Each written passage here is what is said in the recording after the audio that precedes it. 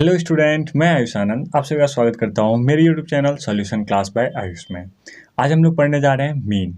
अच्छा, मीन कैसे निकालते हैं इससे जानने से पहले या ये पढ़ने से पहले हम लोग इसके बारे में पढ़ेंगे कि डाटा क्या होता है, ऑब्जर्वेशन क्या होता है, फ्रीक्वेंसी क्या होता है। आप थंबनेल में तो देख ही लिए होंगे कि हम इसके बारे ये सब के बारे में लिखे हुए हैं। तो मीन किसका निकालेंगे, क्यों निकालेंगे, ये सब इस वीडियो में हम लोग आगे पढ़ेंगे। तो आप मीन तो बाद में निकालना सीखोगे, लेकिन सबसे पहले मीन निकालते किसका है? मीन डाटा का निकालते हैं, कोई डाटा का। तो आप सबसे पहले ये बोलिएगा कि आप ये डाटा क्या होता है। डाटा डाटा भी तो समझना जरूरी है ना। डाटा का ही तो मीन निकालते हैं। तो डाटा क्या होता है, तो वो सब हम आपको एक बार से देखेंगे। अगर आपको मीन में कोई प्रॉब्लम है या डाटा, फ्रीक्वेंसी, ऑब्जर्वेशन या ऑब्जर्वेशन टेबल या फिर फ्रीक्वेंसी नहीं समझ में आ रहा है, या फिर रॉ डाटा क्या होता है, एरे क्या होता है, तो ये सब आराम से आप समझ जाइएगा और अच्छे से समझ जाइएगा। और अगर आप क्लास 7 में पढ़ रहे हैं और 21A में आपको कोई प्रॉब्लम है तो ये वीडियो पूरा देखिए, आपको सब कुछ समझ में आ जाएगा। कोई प्रॉब्लम नहीं आने वाला है। इस वीडियो देखने के बाद आप खुद से सारा एक्सरसाइज, पूरा एक्सरसाइज बना देंगे। और हम आपको कुछ क्वेश्चन भी बताएंगे कि कैसे क्वेश्चन किया जाता है, कैसे क्वेश्चन आता है।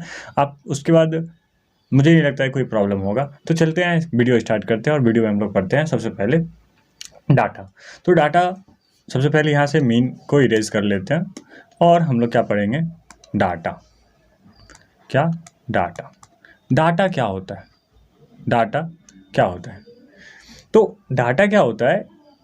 एनी इंफॉर्मेशन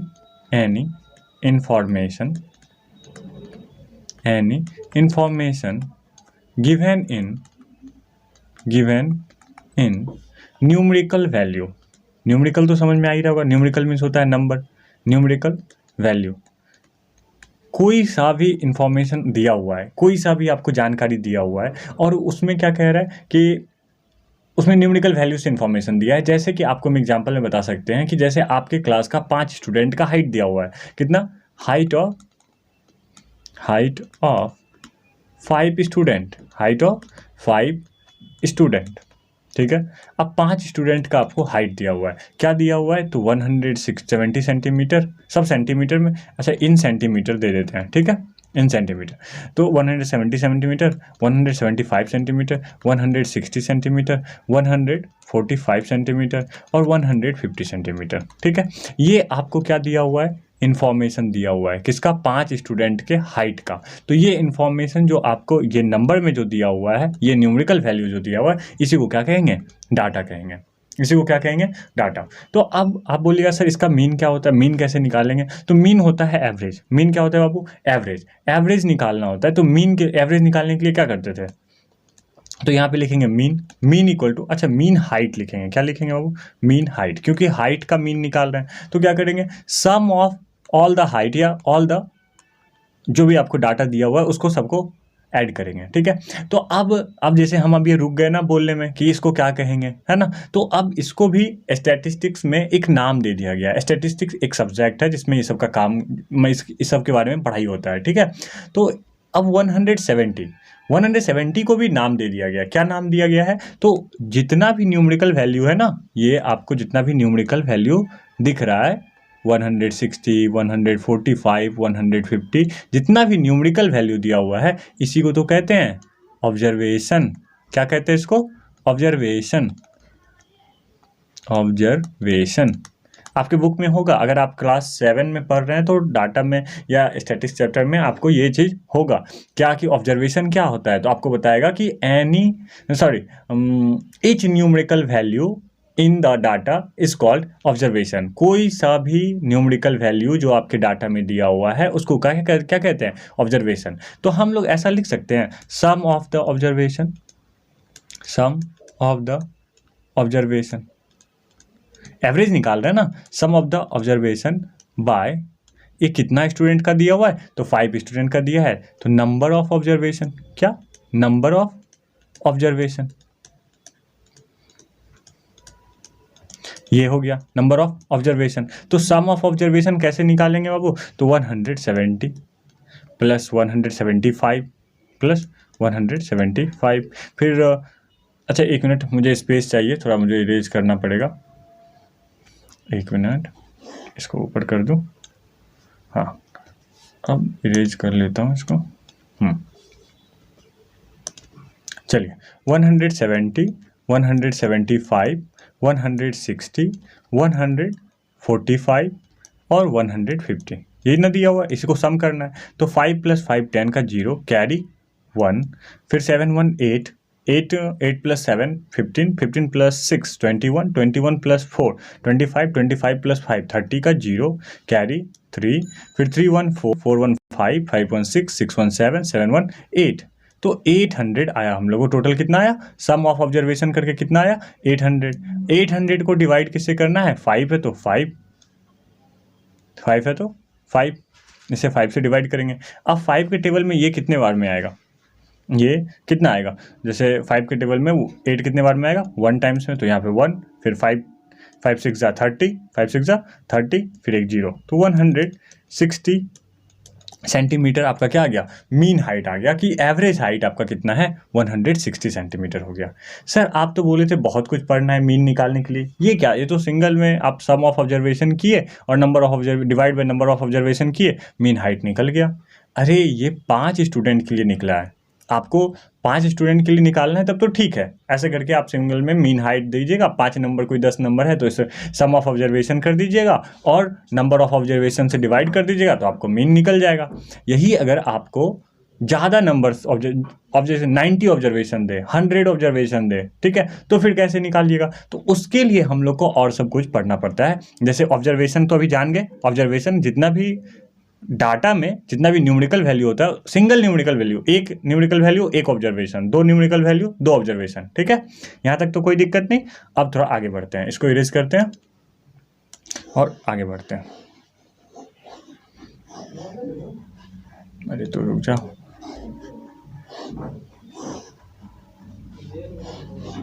हाँ अब तो हम यहाँ पे क्या पढ़ लिए, सॉरी यहाँ पे हम लोग क्या पढ़ लिए, डाटा पढ़ लिए, डाटा क्या होता है, और फिर ऑब्जर्वेशन पढ़ लिए कि जो डाटा में जो सिंगल वैल्यू होता है उसी को क्या कहते हैं ऑब्जर्वेशन कहते हैं। डाटा और ऑब्जर्वेशन कंप्लीट, ठीक है। अब देखिए, अब यहाँ पे ना आपको 15 स्टूडेंट का कितना 15 स्टूडेंट का वेट दिया हुआ है, क्या 15 स्टूडेंट का वेट, तो यहाँ पे हम लोग लिखेंगे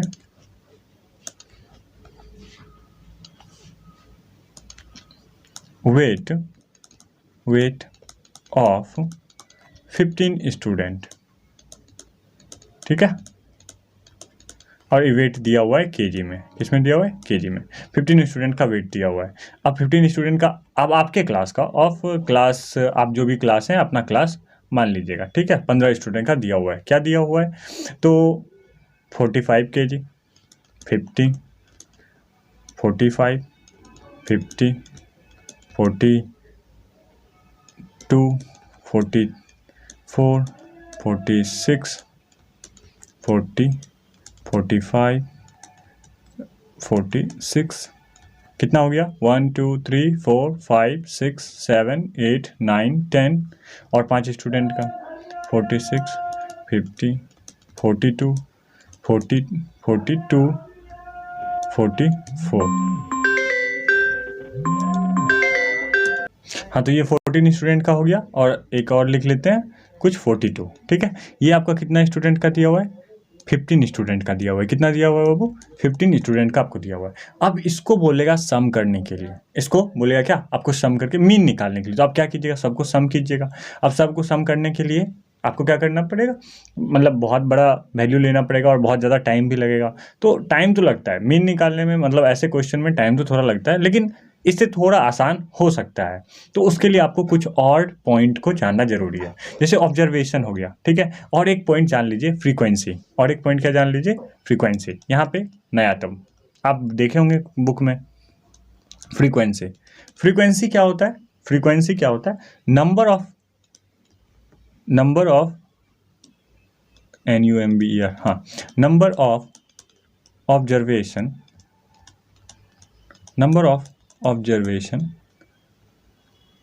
number of A observation occurs in the data, अब देखिए, अब number of number of A observation occurs in the data, जैसे कि यहाँ पे 45 है, तो 45 तो ऑब्जर्वेशन है, ये कितना बार आया 45 आपके डाटा में कितना बार आया, तो जितना बार आया वो उसका फ्रीक्वेंसी हो जाएगा, 45 का फ्रीक्वेंसी हो जाएगा। तो 45 1 2 3 3 3 3 3, तो अब 45 3 टाइम्स आया, 45 कितने टाइम्स आया 3 टाइम्स आया, तो 45 का फ्रीक्वेंसी क्या हो जाएगा 3, 45 का फ्रीक्वेंसी 3 हो जाएगा। फिर 50 का फ्रीक्वेंसी क्या हो जाएगा, तो 50 का हो जाएगा 50 का 1 2 2 2 3, इसका भी 3 हो जाएगा। ठीक है, तो 45 का फ्रीक्वेंसी कितना, तो 45 क्या हो गया आपका ऑब्जर्वेशन हो गया, है ना, और फिर 3 इधर क्या लिखे हम लोग, फ्रीक्वेंसी का वैल्यू लिखे, तो ये आपका एक फ्रीक्वेंसी हो गया। ठीक है, अब फ्रीक्वेंसी से पहले एक चीज़ हमको बताना चाहिए था आपको, अरे डाटा के बाद ही बताना चाहिए था, क्योंकि ये जो है ना आपको रॉ डाटा में दिया हुआ है, जो ओरिजिनल फॉर्म में डाटा दिया हुआ रहता है ना उसको रॉ डाटा कहते हैं, उसको क्या कौन सा डाटा कहते हैं, रॉ डाटा। अब ये आपको रॉ डाटा में दिया हुआ है, रॉ मीन्स होता है कच्चा, ठीक है, तो ये भी डाटा भी कच्चा है। तो अब इसको अगर हम अरेंज करते हैं या तो असेंडिंग ऑर्डर या डिसेंडिंग ऑर्डर में, तो उसी को एरे कहते हैं, तो कहते हैं arranging the data in ascending और descending order is called array या इज नॉन एज एरे। इसको आप असेंडिंग ऑर्डर या डिसेंडिंग ऑर्डर में आप इसको अरेंज कर देते हैं तो उसी को एरे कहते हैं। असेंडिंग और डिसेंडिंग ऑर्डर में क्यों अरेंज करते हैं, ताकि आपको नंबर ढूंढने में आसानी हो कि 45 कितने टाइम्स है, 50 कितने टाइम्स में है, तो ताकि आपका टेबल अच्छा बने। अच्छा, ये भी एक पॉइंट है, टेबल बनाने का भी एक पॉइंट है, टेबल बनाने का पॉइंट को कहते हैं टेबुलेशन ऑफ डाटा, वो भी एक समझने वाला बात है क्या कि टेबुलेशन ऑफ डाटा क्या होता है। तो इसी डाटा को सिस्टमैटिक फॉर्म में अरेंज करना ही टेबुलेशन ऑफ डाटा कहलाता है। तो वो भी हम आगे आपको बताएंगे कि कैसे टेबुलेशन ऑफ डाटा होता है, लेकिन पहले इतना समझ लीजिए कि आपको डाटा समझ में आ गया, ऑब्जर्वेशन समझ में आ गया, फ्रीक्वेंसी समझ में आ गया। फ्रीक्वेंसी किसको कहते हैं, ये बहुत ज़्यादा इंपॉर्टेंट है। एरे तो होना ही है, आपको अरेंज करना ही है। जैसे अब बताइए 45, इसमें सबसे छोटा यूनिट क्या लग रहा है आपको, इस डाटा में कौन सा सबसे छोटा यूनिट है, 40, सबसे छोटा क्या लिए हैं 40। एक काम करते हैं, हम इसको नीचे अरेंज करते हैं और आपको एरे करके दिखाते हैं, अरेंज करके दिखाते हैं। हाँ चलिए, अब इसमें सबसे छोटा डाटा आपको क्या लग रहा है 40, तो 40 कितने टाइम्स है, 40 एक ही टाइम है। फिर उसके बाद 42 कितने टाइम्स है, तो इधर से देखते हैं 1, इधर टिक मारना पड़ेगा 1, फिर 1 1 1 1 2, तो 42 2 टाइम्स है। 42 कितने टाइम्स है, 2 टाइम्स है। फिर 42 खत्म हो गया, अब क्या है 43 तो नहीं लिखा मैंने, 44 कितने टाइम्स है, तो 1 टाइम्स 2 टाइम्स, बस 44 कितने टाइम्स है, 2 टाइम्स है, 44 और 44।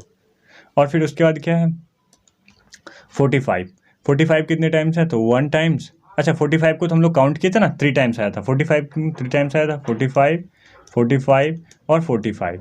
और हम उसके बाद हम लोग क्या काउंट किए थे, 50 का काउंट किए थे ना। 45 से पहले 46 है, 46 तो 1 टाइम्स है, सॉरी अच्छा 2 टाइम्स है, कितना टाइम्स है 2 टाइम्स, तो 46 और एक और बार 46। ठीक है, और उसके बाद 50 कितने टाइम्स था, 3 टाइम्स था।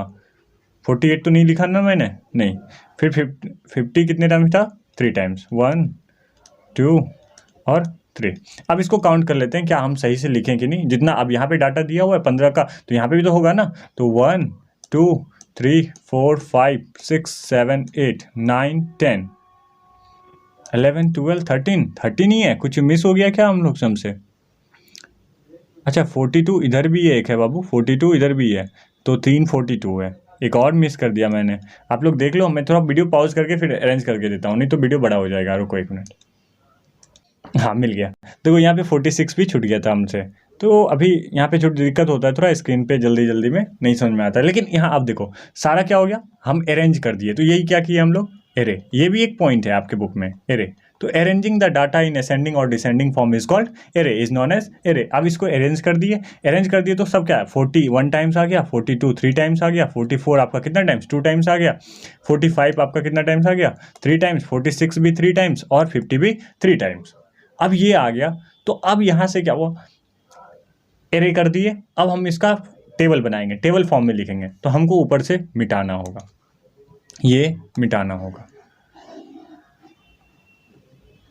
ये मिटाना होगा। अब हम आपको टेबल बनाने सिखाएंगे। तो टेबल में क्या होता है, सबसे पहले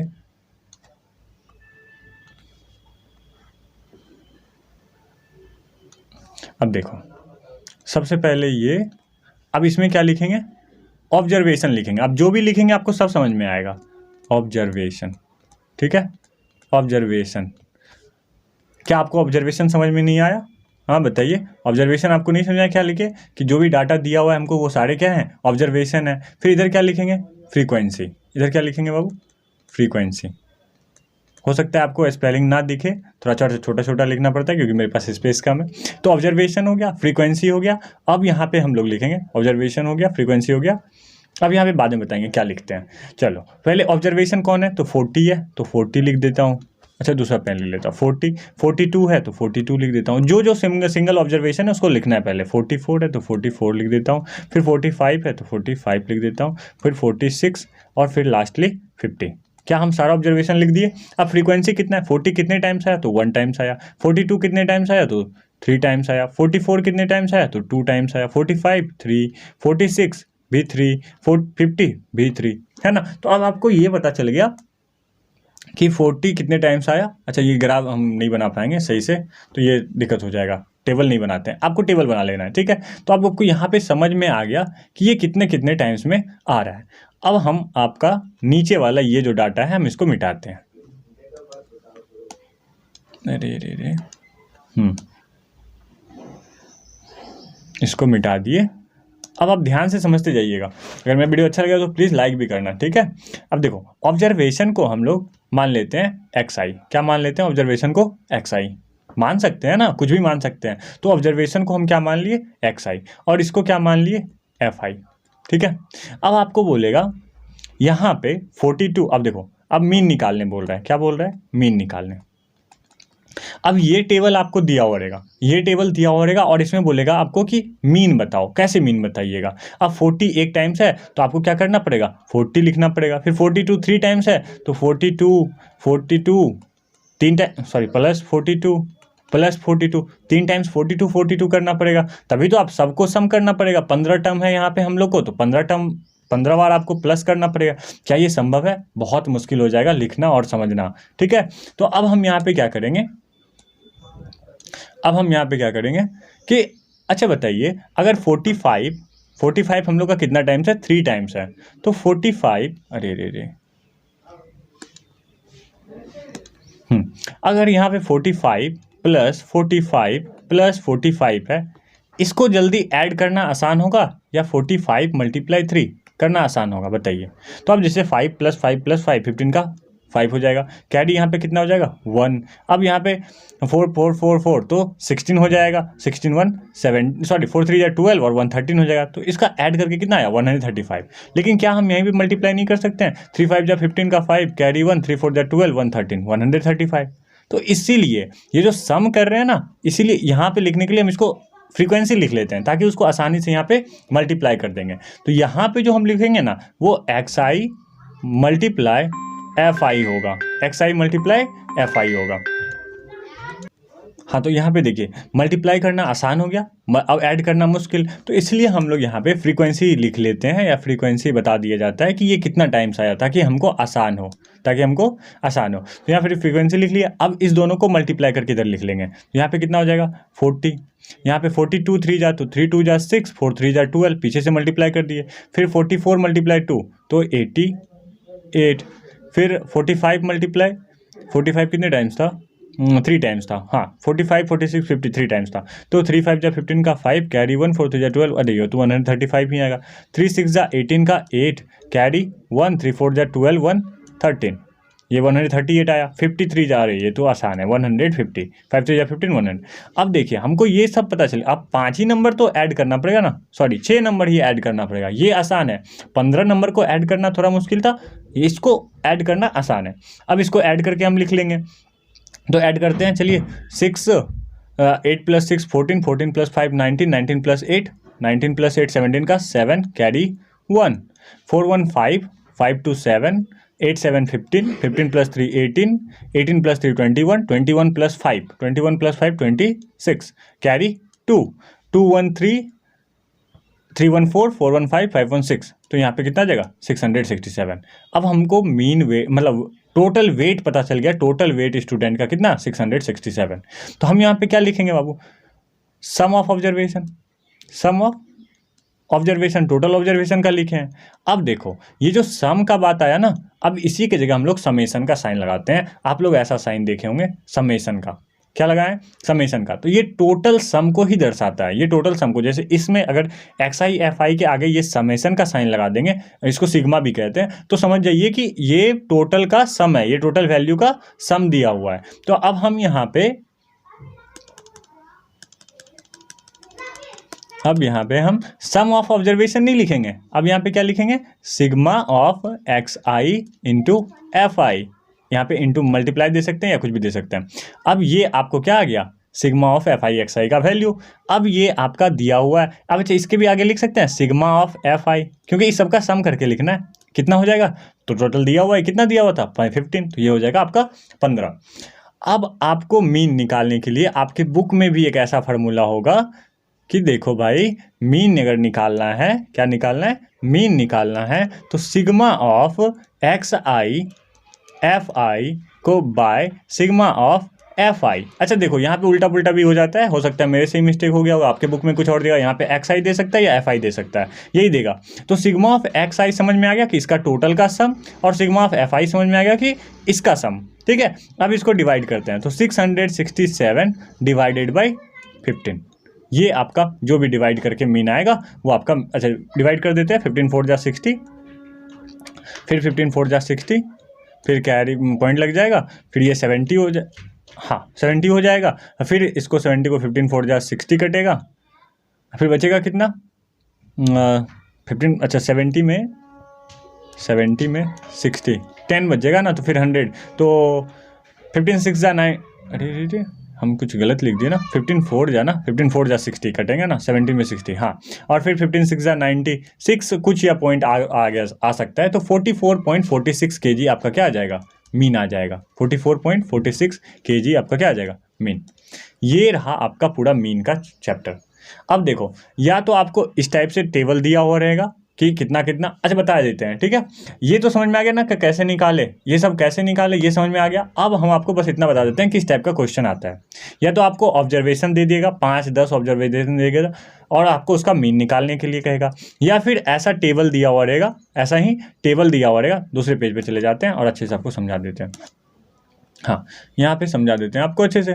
ये अरे रे रे आप यहाँ पे समझ लो, या तो फिर आपको जैसे कि बोलेगा कि मीन निकालना है 5 नेचुरल नंबर का, फर्स्ट 5 नेचुरल नंबर का, तो फर्स्ट 5 नेचुरल क्या हो सकता है, फर्स्ट 5 नेचुरल नंबर का मीन निकालना है। अब फर्स्ट 5 नेचुरल नंबर क्या होता है, 1 2 3 4 और 5, ये नेचुरल नंबर दिया हुआ। अब इसका मीन निकालने के लिए कहेगा, तो मीन निकालने के लिए क्या होता है, अच्छा देखो ये नंबर में दिया हुआ, ये सब क्या है, ऑब्जर्वेशन है, तो फार्मूला क्या है, sum of observation, sum of observation और बाय नंबर ऑफ ऑब्जर्वेशन, ठीक है। इतना तो समझ में आ रहा है, नंबर ऑफ ऑब्जर्वेशन। अब देखो, अब इसको सम करना है, तो 1 + 2 कितना हो जाएगा, 1 + 2 3, 3 + 6, 6 + 4 10, 10 + 5 15, तो यहाँ हो जाएगा 15, और इधर नंबर कितना नंबर है, तो 5 नंबर है, तो 15 से डिवाइड कर दो, तो 5 3 जा 15, आपका मीन क्या आ गया, 15 आ गया। या तो ऐसा सिंपल क्वेश्चन रहेगा, या फिर आपको बोलेगा टेबल बना देगा, क्या बना देगा, टेबल, कि देख लो बाबू, हम यहाँ पे आपको चार्ट दे रहे हैं किस चीज़ का, हाइट ऑफ, रे ये तो चलेगा नहीं, दिखेगा नहीं, ये चलाते हैं, ठीक है, इसको पेज कर लो। या तो कहेगा आपको क्या, हाइट ऑफ 15 स्टूडेंट, नहीं 30 स्टूडेंट, हाइट ऑफ 30 स्टूडेंट का आपको दिया हुआ है, हाइट ऑफ 30 स्टूडेंट आपको दिया हुआ है, ऐसा करके चार्ट रहेगा,